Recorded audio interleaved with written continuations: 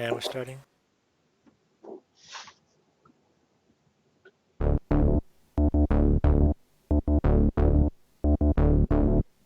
You're listening to the Meltdown. Hey guys, welcome to episode 15 of the Meta Meltdown. Today is Thursday, September 1st, 2016. Can you believe it's already September, Nate? I can't, and you got the date right without stumbling through it for the first time in a month, so well done, sir. Yes, thank you so very much. And for those of you who don't know what the Meta Meltdown is about, the Meta Meltdown is a weekly 20-minute podcast about the current meta in Hearthstone. Each week we'll focus on a specific deck and we'll provide insight on how to pilot the deck in order to succeed on the ladder. This week we actually have two decks. We are mostly going to be talking about Firebat's Druid deck, but also I played a lot of Reynad's aggro Druid deck, so we'll talk about that a little bit as well. My name is Dominic Silverddragn Nguyen, and I have, of course, my co-host here, Nate Wolter, aka Natediggity. How's it going, buddy? It's going pretty well, my friend. I'm just excited to talk about Beast Druid and the many iterations that it has and how the meta is shaken up, how Warrior Stone is officially gone, so it's going to be a good week. How you doing? I'm doing really well, thank you. Yes, goodbye, Warrior Stone. Welcome to Curve Stone. Um, so this week we'll talk about our personal Hearthstone news, our general Hearthstone news. We'll talk about the Tempostorm meta report, the new Vicious Syndicate data reaper report that came out today, and then we'll talk about Firebat's Beast Druid this week. So yeah, Nate, how did you do? Well, actually, we haven't even talked about what we've done in Hearthstone really for the past 2 to 3 weeks. So how have you been doing in Hearthstone for the past 2 to 3 weeks? So it's kind of hard to remember that far back, but I did hit Legend this month for the 10th time. Congrats. Yes, thank you. So, and I played actually a lot of Rogue. I'm trying to get my 9th Golden Hero. I have like 211 more wins or something like that. So I'm really excited for the new Rogue cards, just to kind of dick around with them. Mhm. How was your last couple of weeks? It was really good. I remember because of work was stressing me out, I randomly started playing Arena.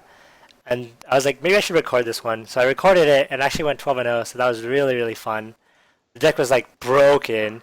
First pick was Dr. Seven, second pick was Sludge Belcher, and I got like a plethora of like ridiculous cards. It was disgusting. Nice. I think I went up to 9 or 10 wins just like without trying, and then I was like, okay, I have to focus on these last 2 wins just to make sure I don't lose. But that was really fun. That's crazy, man. Congrats. Thank you, I really appreciate it. Yeah, the light. I already had a Light Forge key from like just after beta, but I mean the game's changed a lot, so I was really happy to get a 12-0 Light Forge key recently. And What then class was it? Did you already say? I think it was Mage. Yeah. Mm, It was because I mean Mage is ridiculous. a little bit. Yeah, and especially in Arena.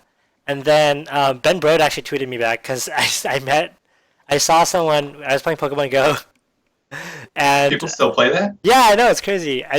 Yeah, I've been holding this gym for like 2 weeks, and this guy named Ben Brode was playing. So I took a picture and I tweeted Ben Brode, "Hey, is this you?" I didn't think it was, but just in case. And he's like, "Maybe." I was like, "All right, cool, sweet." Ben Brode, thanks, bro.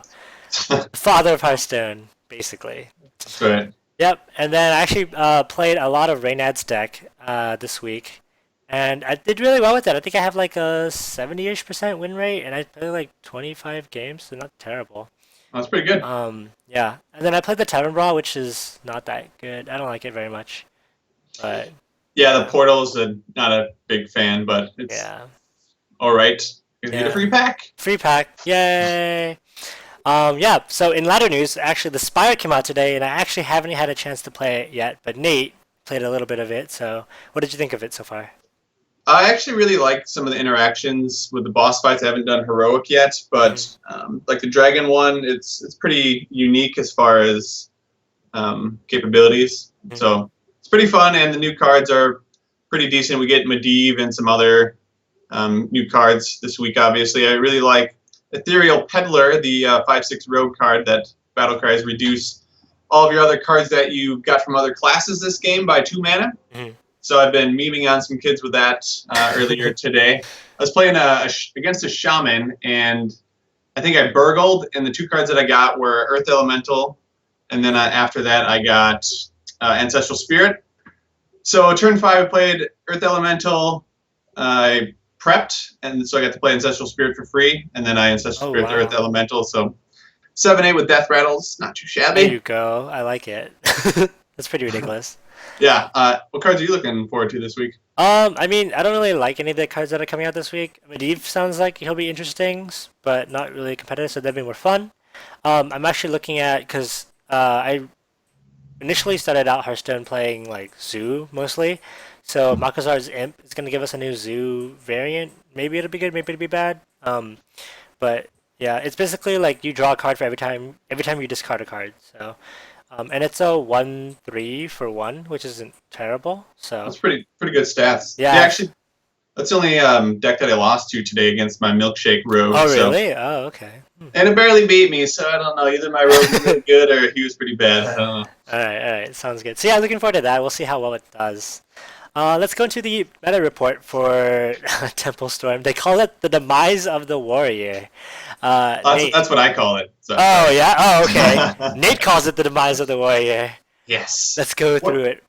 It's sad. War's my favorite class, but I just hated playing it 90% of the time. So. Sure. Yeah, I feel you. All right. So tier 1, 4 decks. Number 1, Aggro Shaman. Number 2, Yogg Token Druid. Number 3, Dragon Warrior. And number 4, Temple Mage. And number 5 in tier 2, they have Beast Druid. Spicy. I think it's pretty accurate. I was surprised to see Temple Mage up there. I did play like 10 games this week in Temple Mage, and it's kind of strong with that new card, the damn, I forget the name, the book something. It gives you a random mage spell. Oh yeah. I know you're talking about the 1/1. Yeah, so it's pretty good. I like it. And then Beast Druid obviously still needs a lot of tuning, but it's very, very good deck, I think. I think so What do too. you think about that top 5? Yeah, I think it's nice to see the meta shakeup. Obviously, I really like Yogg-Saron. Praise be to Yogg. So I'm glad that's still up there. I like the addition of Temple Mage. It gives a little bit more color to our deck, to our meta reports. But yeah, we'll see how well it does. I think people start experimenting, especially with Beast Druid, because Menagerie Warden is so strong. But yeah, so I like it. I'm glad Beast Druid is doing well. I hope it does a little bit better. Because I think I really like Menagerie Warden as a card. It's extremely strong. So It's okay. no, dude. Okay, we'll talk about the interactions in a bit. But yeah, let's go to the Data Reaper report now. Nate, please take it away again. Yes, sir. So Data Reaper report number 16, and this is for all ranks on the ladder. Tier 1, 1 through 5 here is Aggro Shaman at 54.5% win rate, which is crazy. It's pretty. Considering we've only really have been seeing about 52, maybe 53% win rate, so it's really getting up there now. Hybrid Hunter at 53%, Mid-Range Hunter at 52.5%, Dragon Warrior at 52.5%, and then Zulak at 52.5%, or 52%, we'll call it. And then Beast Druid is actually tier 3, just bring it up here. It's at a 48.8% win rate. I think that's due just because it's a not necessarily brand new archetype, but it's a brand new competitive archetype on the ladder. So people are still refining their lists. As you can see, if you're watching the VOD, Raynad's deck definitely differs a lot than Firebat's deck, so a lot of people are trying out crazy iterations of it. So I think it'll definitely rise in top, tier 1, maybe top of tier 2 here pretty soon once people start refining their list. And then I also wanted to mention Aggro Shaman at the Legend rank was even higher. It was like a 55% win rate. Geez. So yeah, it's stupid nuts, and that's actually how I hit Legend. Aggro Shaman. Actually, I was facing a lot of hunters. I was just getting pissed off because I was just getting beat against everything. So I think I went like 22-6 from rank 4 to Legend, and I faced like 11 hunters or something. I won 11-0. That's a lot, yeah. It's pretty good against Hunter, so if you hate Hunters, just play Aggro Shaman, you're good. Sounds good. Yeah, I think Aggro Shaman, I mean, it's obviously a very refined list as well, so, I mean, they're probably really, taking advantage of people who are trying out new stuff as well, so, yeah, we'll see. Yeah, I was that guy. No worries. Whatever it takes to hit Legend, that's for sure. All right, sounds good. And it looks like we have some observations from the meta reports, and that's Nate's notes. So don't take those away. Yeah, just a couple things I noticed we've kind of already covered. The first one is Warrior. It's not the top class anymore, played in ranked. I believe it was number 4 in all games, including ranked, and then just ranked it was number 3 behind Shaman and Druid. So the next point then, Druid has a huge spike in games played over the past week, and that's obviously mostly in part due to Beast Druid, and then there's a Malagos list that's kind of like a token list as well that's become really popular. I think Frozen might have got #1 legend with it this past month. So with those 2 decks, Druid has really become super good, and Token Druid with Yogg was already good, so Druid might be the top class here coming up pretty soon. Well, we'll see. We'll see, definitely. I like the fact that we have multiple archetypes, so when you're playing Druid, you don't necessarily know what you're facing against. But yeah, so I really like that about Druid. Yeah, not like the old days where it's just combo Druid Everywhere. time. Yeah, exactly. Gotta stay above that 14 health, if I remember correctly. Yes, sir. But yeah. All right, so let's go through this week's deck list. Do you want to go through yours, and then I'll go through mine? Yeah, of course. So I was playing Fire Bats, and just to run through it real quick, you had 2 Innervates, 2 Enchanted Ravens, 2 Living Roots, 1 Finley, 2 Druid of the Sabers, 2 Fairy Dragons, 2 Mark of Yasiraj, 2 Power of the Wilds, 2 Mounted Raptors, 2 Swipes, 2 Violet Teachers, 2 Azure Drakes, 2 Druid of the Claws, 2 Stranglethorn Tigers, 2 Menagerie Wardens, and then 1 Curator. Okay. Sorry, I muted myself for the stream, but I forgot you can still hear me. My bad, sorry.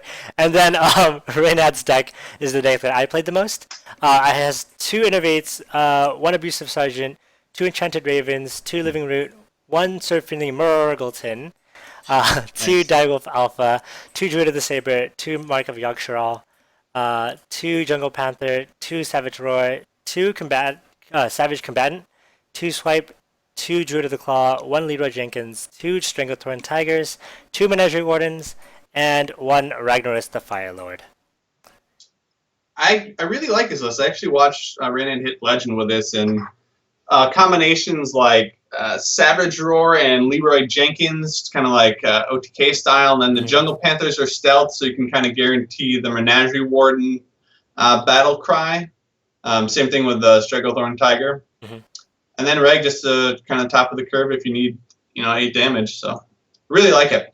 Yeah, what do you think of it? I like it a lot. I definitely play it. Well, I think I play it decently, but I don't play it as well as Reynad, obviously. I watched some extreme VODs where he was like, yeah, so I'm gonna keep like Menagerie Warden even though I don't have the coin.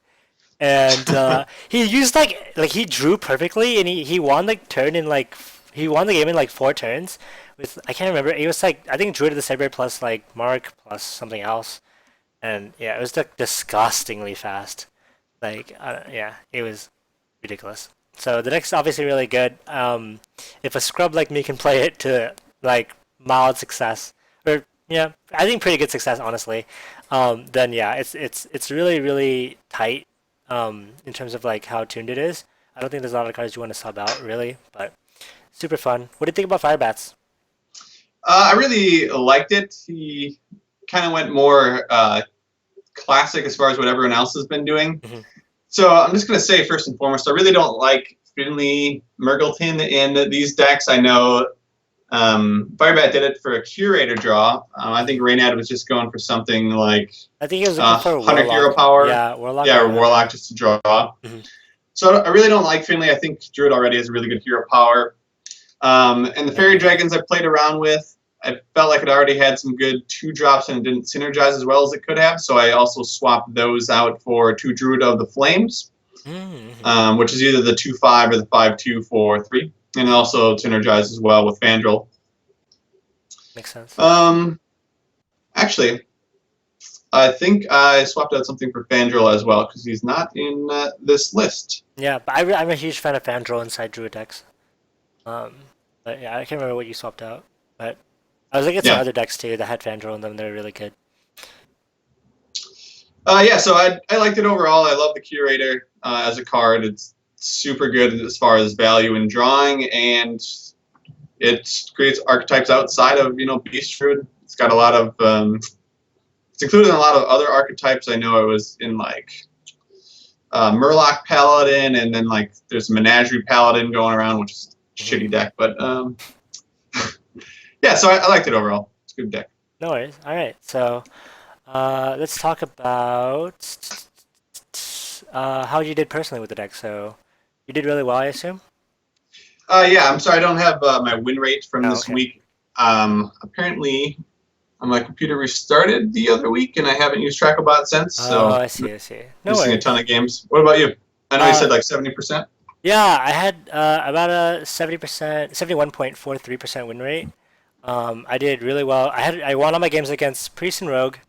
I did really well against Hunter and Warrior. I went even with other Druid, which makes sense, and Paladin. And then the only games that I didn't do over 50% with were Mage for whatever reason. Yeah, probably a lot of board clears.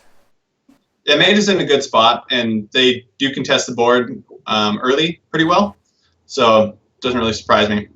Yeah, so I mean the deck's really good. I had about 17 wins, 8 losses, or whatever. I can't remember exactly, but That's good.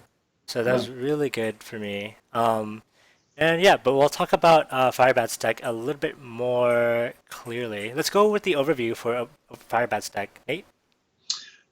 Sure. So basically, you're looking to start out fast with early beast drops and then keep the board as clear as possible. Basically, you want to maintain control of the board as long as you can throughout the game, because this deck, it's very hard to find a good comeback mechanic unless you can get like a really good swipe and then roots or something to that effect. So basically, just try and keep board control, keep your beasts out there, and then eventually overwhelm your opponents with your beasts, and then just try and create more with Menagerie Ward. And then, depending if you're playing like a finisher like Savage Roar or whatever, then that definitely helps as well. Definitely. So pretty easy. Just keep board control and don't lose. Just curve out. Welcome to Curvestone, like I said. Yeah, exactly. Yep. So let's talk about matchups now. Nate? Sure. So the good, the bad, and the ugly as usual. So above 55% is good matchup. So that would be against Control Priest, Reno Lock, and Control Warrior. So it's kind of like a mid-rangey deck most of the time, so it fits really well on that slot. A couple bad matchups, which is 35% through 45%, which is Tempo Mage, Aggro Shaman, Mid-Range Shaman, and Dragon Warrior. So all tempo decks that can get the board earlier for Druid. So definitely makes sense there as well. And then there's no ugly matchup, so this deck does pretty well against everything, basically. That's good, yeah. Definitely, making sure you get your little optimizations in to do really well. And, you could definitely hit Legend with both decks, I think, so. Oh, easily. It's a super good deck, and I know we said it was 48% win rate earlier, but everyone in the Grandmother were trying it earlier or last month, so there's a lot of bad iterations out there as well. So once it gets refined a little bit more, we're going to see the win percentage go up a lot, I think. I think so too. Sounds good. Let's talk about cards that stand out in both decks. So one of my favorites, of course, is Menagerie Warden. I've been talking about it for weeks. Menagerie Warden is absolutely ridiculous, especially if you get a turn 5 Stranglethorn Tiger out there. I think it's in both decks, yeah. Menagerie Warden Stranglethorn Tiger is so strong. You get like a free 10/10 for 6 mana. And then if you have Mark of Yogg-Saral, you get like, 14, 12/12s, basically. And that's, 14/14s. Good math. Yeah, thanks. So yeah, it's ridiculous, and it brings back the 14/14, dealing 14 damage. The next turn is, it really, really, really, really sets swings the tempo back in your favor. If you're doing worse, or if you're doing better than your opponent, then you just close out the game a lot faster. Nate, yeah, Menagerie Warden is stupid broken. So basically, if you do the math, if you put it on any beast that's already in your deck, you're getting the mana value and even more with it. So if you put it on a 1/2 Druid, it would be for 6 mana. So then you basically have 6/7 worth of stats, which is a vanilla card, which is the basic vanilla ogre. So anything above and beyond that is awesome value. So Stranglethorn Tiger, just stupidly broken if you can copy that. So I think I was watching Hot Form actually. The guy who played against innervated turn 3, put out Stranglethorn Tiger, and then the next turn innervated on turn 4, and then put out Menagerie Ward. So by turn 4, he had 15-15 on the board. So Yeah. Game's over. it's pretty stupid what you can do with this deck. So definitely a good card. Other cards that sort of stood out, the Curator. I know we kind of already talked about it, so I won't touch on that much more. The other one is Violet Teacher. Some people played that or Savage Combatant. So basically, you either play one or the other to fill up that 4 slot. I like Violet Teacher because you do have a lot of spells, spells exactly in the deck. So, and Savage Combatant isn't bad either, especially if you can duplicate it with Menagerie Ward, and then you can hero power for 5. Mm-hmm. So that's pretty good as well. So try them both out, see what you like better. So yeah, those are basically the cards that stood out to me. Did you have any others? I mean, Sir Finley stands out a little bit, but not in like the best way. Like I feel like sometimes you get a worse hero power, obviously because you only get to pick 3. I think it's a little clunky. I don't really like it that much. But I mean, it's a good card for the Curator, and if you do happen to get the Hunter hero power or the Warlock hero power, then you're doing really well for yourself there as well. And yeah. I don't really think there's too many other cards. I know some people were talking about swapping out Fairy Dragons for Wrath because they felt like they already had a lot of 2-drops. And early game drops, and Wrath is a really, really good card, obviously. But I don't know if you tried that at all, Nate? I actually think I tried Wrath on the first iteration that I made myself, and then I played like Fire Bats, and you can see that Rainy Edge doesn't have Wrath either. Mm-hmm. I don't think it's really that good in here. It's a 2 mana, and most of the time you kind of want to cycle so you can draw more. So, yep. And I think Living Roots does as good as a job as well. So I think it's fine without it, to be honest. So I think they made a good choice in getting rid of that. Okay, sounds good. Yeah, cool. So let's go into the Mulligan, especially for Firebat's deck. What are we looking for in that deck? Yeah, so basically to get the board early and often and late game, you want your Innovates, of course. Probably arguably the best card in the game. Yep. Sir Finley is usually pretty good, especially if you're playing like against Zoo. You can trade pretty good value. Living Roots, Enchanted Raven, Druid of the Saber, Fairy Dragon if you decide to keep it in the deck. And then you can keep any of your 3, 4, and 5 drops if you have Innervates to follow them up. And essentially you can just like keep any card in your deck if you have like the proper mana for it the next turn or 2. So you can even keep Curator if you want to play it on turn 2, if you want to like double Innervate and coin hypothetically, and then you would just draw 3 cards afterwards. So it's pretty strong, yeah. Yeah, either way, I mean, basically, you just have to assess and try and figure out what you're playing against to get maximum value, of course. What about against control, Dom? So for control, you basically have the same strategy. Again, I call it Hearthstone because you're really, really, really looking to curve out. You don't want to float any mana. I mean, if you're gonna float mana, just float 1 for the first like 4 turns, and you'll be pretty much good. But yeah, you definitely want to retain your board control and fight them by, Hearthstone's design, which is like minion trading and for value minion trading and doing really well with your minions and keeping your board up. So, if you find Innovates and Stranglethorn Tigers and Menagerie Warden, you're really, really, really set. And even having like an Enchanted Raven plus the what's the Mark of Yogg-Saron is a really, really strong opening. And yeah, again, like if you have the mana for it, like Nate said, it's probably the best idea to just make sure you're using all your mana efficiently, and then curving out in order to win the deck. Again, I know Nate said before as well that we don't have a lot of comeback mechanics. Reynad's deck has a little bit more of a comeback mechanic than Firebats does, just because I can play Rag and hopefully hit 8 damage, or play Leroy and hit for 6, or whatever. But in Firebats, you're definitely really curving out and trying to do really well in that regard. So that's pretty much it for control. Anything else, Nate? Yeah, I think that basically covers the mulligan. Just get 2 Innervates and a big creature, and then you're off to the races. Yeah, yeah. It's like a pretty straightforward deck to play. I find it really fun. I don't, I will see for our viewers if they also find it as fun as I do. And if not, then there's a lot of iterations. You can definitely iterate on it yourself. The decks are definitely far from perfect, and yeah, go try to see different combinations and see if you can, make the deck list a little better. Post on Reddit, and see if you can really affect the meta. I think with Beast Druid, so it's a good time, especially for Druid this week. Yep. Yeah, go try it out. It's like you said, it's good and it is fun and broken. Pretty broken, yes. And It's kind of funny how one card just brought it together with Menagerie Warden. I guess you could say Curator, but not all iterations run Curator. So yeah, I think Menagerie Warden definitely brought up the deck a lot. And yeah, it was my pick for the number one card out of One Night in Karazhan for a reason. And yeah, so I'm really excited to try to play around with it this week and see how far I can get with the deck. And yeah, that'll be about it for this week, guys. Thank you for everyone who's watching and downloading the podcast. Your support absolutely means the most to us.